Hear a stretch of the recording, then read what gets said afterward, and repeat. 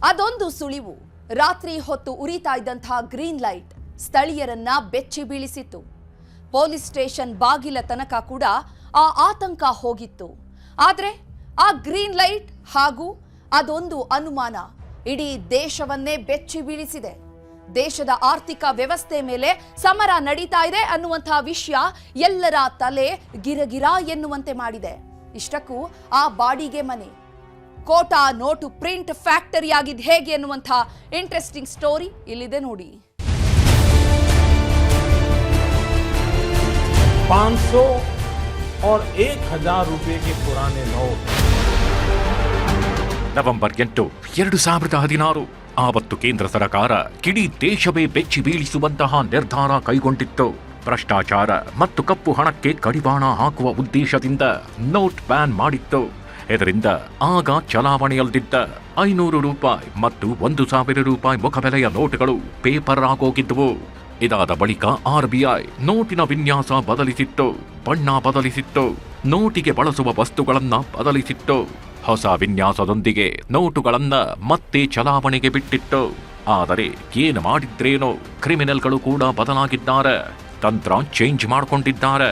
ನಮ್ಮ ದೇಶದಲ್ಲೇ ಇದ್ದುಕೊಂಡು ನಮ್ಮ ಮನೆಯ ಊಟ ತಿಂದುಕೊಂಡೆ ನಮ್ಮ ದೇಶದ ಆರ್ಥಿಕ ವ್ಯವಸ್ಥೆ ವಿರುದ್ಧ ಸಮರ ಸಾರಿದ್ದಾರೆ, ದೊಡ್ಡ ಜಾಲ ಕಟ್ಟಿಕೊಂಡಿದ್ದಾರೆ. ಇದೀಗ ಕರಾವಳಿಯಲ್ಲದೆ ಖೋಟಾ ನೋಟಿನ ಫ್ಯಾಕ್ಟರಿ ಸಿಕ್ಕಿದೆ.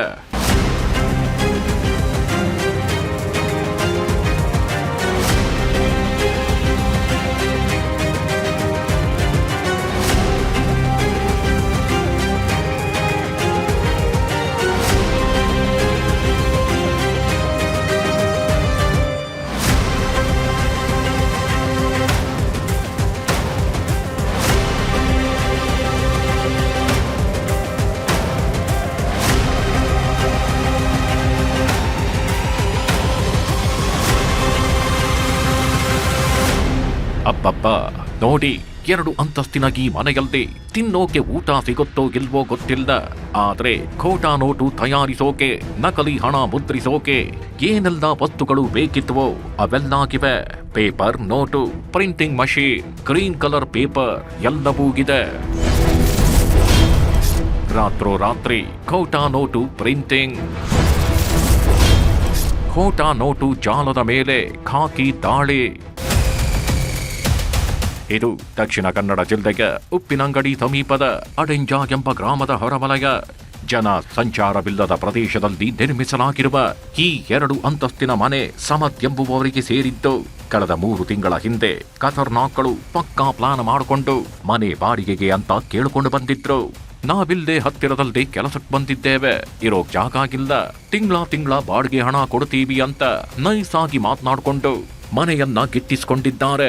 ಯಾರಿಗೂ ಸುಳಿವು ಕೊಡದಂತೆ ನಿಗೂಢವಾಗಿ ಬಾಡಿಗೆ ಮನೆಯನ್ನ ಖೋಟಾ ನೋಟು ಮುದ್ರಿಸುವ ಫ್ಯಾಕ್ಟರಿಯನ್ನಾಗಿ ಬದಲಾಯಿಸಿಕೊಂಡಿದ್ದಾರೆ.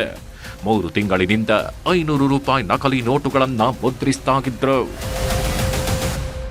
ರಾತ್ರಿ ತುಂಬಾ ಜನ ಇರ್ತಿದ್ರಂತೆ. ಅದರಲ್ಲಿ 3 ಅಲ್ಲಿ ಬಾಡಿಗೆಗಿದೆ ಅಂತ ಅಲ್ಲಿ ಬೋರ್ಡ್ ಹಾಕಿದ್ರು, ರೋಡ್ ಸೈಡ್ ಟರ್ನ್ ಅಲ್ಲಿ ಬೋರ್ಡ್ ಹಾಕಿದ್ರು. ಈಗ ಅದು ಬೋರ್ಡ್ ತೆಗೆದಿದ್ದಾರೆ. ಅದರಲ್ಲಿ 4ರಲ್ಲಿ ಸಹ ಇದ್ರೆ ಅಂತ ಅವ್ರ ಮಹಿಳೆಯರು ಹೇಳ್ತೀವಿ, ಇಲ್ಲಿ ಲೋಕಲ್ ಮಹಿಳೆಯರು ಹೇಳ್ತಾರೆ. ಅದರಲ್ಲಿ ಒಂದು ರೂಮಲ್ಲಿ ಲೋಕಲ್ ಮಿಷಿನ್ ಹಿಡಿಯುವವರು ಹೋಗುದಂತೆ, ಇಲ್ಲಿನ ತುಳು ಜನಗಳು. ಮತ್ತೆ ಬೇರೆ ಇದರಲ್ಲಿ ಬೇರೆ ಕೇರಳದವರೆಲ್ಲ ಇದ್ರಂತ ಅವ್ರು ಹೇಳ್ತಿದ್ರು. ಅವ್ರು ಯಾರ ಜೊತೆ ಮಾತಾಡ್ತಿರ್ಲಿಲ್ಲ. ಪಕ್ಕಾ ಪ್ಲಾನ್ ಮಾಡಿಕೊಂಡು 7 ಮಂದಿ ಕಿರಾತಕರ ಗುಂಪು ನೋಟ್ ಪ್ರಿಂಟಿಂಗ್ ಮಾಡ್ತಿದ್ರು. ಕೆಲವು ವ್ಯಕ್ತಿಗಳ ಮೂಲಕ ಆ ನೋಟ್ಗಳನ್ನ ಚಲಾವಣೆ ಮಾಡ್ತಿದ್ರಂತೆ. ಆದರೆ ರಾತ್ರಿ ವೇಳೆಯಲ್ಲಿ ಈ ಕಟ್ಟಡದ ಬಳಿ ಅನುಮಾನಾಸ್ಪದ ವ್ಯಕ್ತಿಗಳ ಓಡಾಟ ನೋಡಿ ಸ್ಥಳೀಯರಿಗೆ ಡೌಟ್ ಬಂದಿದೆ. ನೀಚರು ಮನೆಯೊಳಗೆ ಏನೋ ಮಾಡ್ತಿದ್ದಾರೆ ಅಂತ ಮಾತನಾಡ್ಕೊಳ್ಳೋಕೆ ಶುರು ಮಾಡಿದ್ದಾರೆ. ಕೊನೆಗೆ ಯಾರೋ ಒಬ್ಬ ವ್ಯಕ್ತಿ ಉಪ್ಪಿನಂಗಡಿ ಪೊಲೀಸರಿಗೆ ಮಾಹಿತಿ ಕೊಟ್ಟಿದ್ದಾರೆ. ಹೀಗಾಗಿ ಪೊಲೀಸರು ಮನೆ ಮೇಲೆ ದಾಳಿ ಮಾಡಿದ್ರು. ದಾಳಿ ಮಾಡಿದ್ದ ಸಮಯದಲ್ಲಿ ಪೊಲೀಸರು ಬೆಚ್ಚಿ ಬಿದ್ದಿದ್ರು. ಯಾಕಂದ್ರೆ ಬಾಡಿಗೆ ಮನೆಯಲ್ಲದೆ ಮುದ್ರಣಕ್ಕೆ ಬೇಕಾದ ಎಲ್ಲಾ ಸಾಮಗ್ರಿಗಳನ್ನು ಮನೆಯಲ್ಲದೆ ಜೋಡಿಸಿಟ್ಟಿದ್ರು. ತಕ್ಷಣವೇ ಖತರ್ನಾಕ್ಗಳನ್ನ ಬಂಧಿಸಲಾಗಿದೆ. ಆ ಕಿರಾತಕರು ಇವರೇ ನೋಡಿ.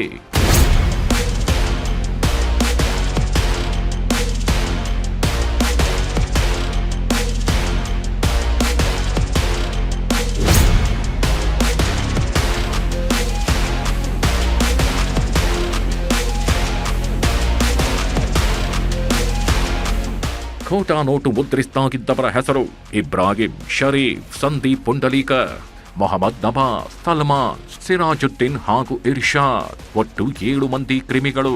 ಈ 7 ಮಂದಿಯಲ್ಲದೆ 2 ಕೇರಳದ ಕಾಸರಗೋಡು ಜಿಲ್ಲೆಯವರಾದ್ರೆ ಇನ್ನಿಬ್ಬರು ಬೆಳ್ತಂಗಡಿ ಮತ್ತಿಬ್ಬರು ಪುತ್ತೂರಿನ ನಿವಾಸಿಗಳು, ಇನ್ನೋರ್ವ ಉತ್ತರ ಕನ್ನಡ ಜಿಲ್ಲೆಯ ನಿವಾಸಿ. ಇಷ್ಟೇ ಅಲ್ದ ಆರೋಪಿಗಳಲ್ಲಿ ಒಬ್ಬ ಈ ಹಿಂದೆಯೂ ಕೂಡ ಖೋಟಾ ನೋಟು ತಯಾರಿಸಿದ ಪ್ರಕರಣದಲ್ಲಿ ಭಾಗಿಯಾಗಿದ್ದವ. ಹೊಸ ನೋಟಿನ ವಿನ್ಯಾಸದಂತೆಯೇ ಪ್ರಿಂಟ್ ಮಾಡ್ತಿದ್ದ ಈ ಗ್ಯಾಂಗ್ ಯಾವುದೇ ಭಯವಿಲ್ಲದೆ ನಕಲಿ ಹಣ ಕೊಟ್ಟು ಒರಿಜಿನಲ್ ಹಣ ಪಡೆಯುತ್ತಿತ್ತು. ಆದರೆ ರಾತ್ರೋರಾತ್ರಿ ಪೊಲೀಸರು ಶಾಕ್ ಕೊಟ್ಟಿದ್ದಾರೆ. ಕಾರ್ಯಾಚರಣೆ ನಡೆಸಿ 500 ರೂಪಾಯಿ ನೋಟುಗಳ ಮುದ್ರಿತ ಶೀಟ್ಗಳು, 500 ರೂಪಾಯಿ ನೋಟುಗಳ ಬಂಡಲ್ಗಳು, A4 ಶೀಟ್ಗಳು, CPU, ಪ್ರಿಂಟರ್, ಪೇಪರ್ ಕಟಿಂಗ್ ಉಪಕರಣ, ಸ್ಕೇಲ್, RBI ಸೆಕ್ಯೂರಿಟಿ ಥ್ರೆಡ್ಗೆ ಬಳಸಲಾಗುತ್ತಿದ್ದ VPS ಗ್ಲಾಸ್ ಸೇರಿದಂತೆ ಖೋಟಾ ನೋಟು ಮುದ್ರಣಕ್ಕೆ ಸಂಬಂಧಿಸಿದ ವಿವಿಧ ವಸ್ತುಗಳನ್ನು ಸೀಸ್ ಮಾಡಿದ್ದಾರೆ. ಈಗ ಕರ್ನಾಟಕದ ರಾಜ್ಯದ ಪೊಲೀಸರಿಗೆ ಸವಾಲಿದೆ, ತಗೋಬೇಕು ಅವರು.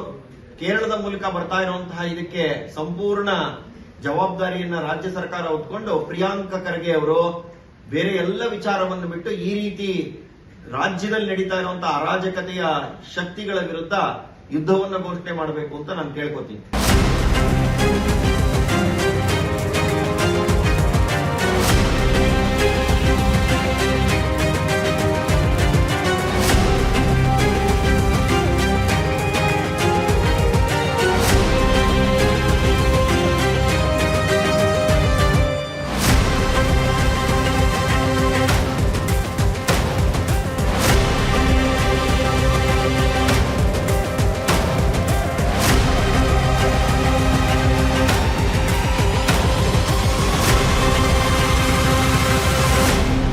ಇದು ಕೇವಲ ಪೇಪರ್ ಅಷ್ಟೇ. ಅಲ್ಲೋ ಇಲ್ದೋ 1-2 ಖೋಟಾ ನೋಟು ಓಡಾಡ್ತಿದೆ ಅಂತ ಕೇರ್ಲೆಸ್ ಮಾಡುವಂತಿಲ್ಲ. ಯಾರೊಬ್ಬರೂ ಕೂಡ ಈಸಿಯಾಗಿ ತೆಗೆದುಕೊಳ್ಳುವಂತಿಲ್ಲ. ಯಾಕಂದ್ರೆ ಇದು ದೇಶದ ಆರ್ಥಿಕ ವ್ಯವಸ್ಥೆ ಮೇಲೆ ನಡೆಯುತ್ತಿರೋ ದಾಳಿ. ಇಂತಹ ಜಾಲದ ವಿರುದ್ಧ ಹೋರಾಡೋದು ಪ್ರತಿಯೊಬ್ಬ ಭಾರತೀಯನ ಕರ್ತವ್ಯ. ಪೊಲೀಸರಂತೂ ಖೋಟಾ ನೋಟು ತಯಾರಿಸುವ ಇಂಥ ಜಾಲವನ್ನ ಬುಡ ಸಮೇತ ಕಿತ್ತಾಕ್ಬೇಕಿದೆ.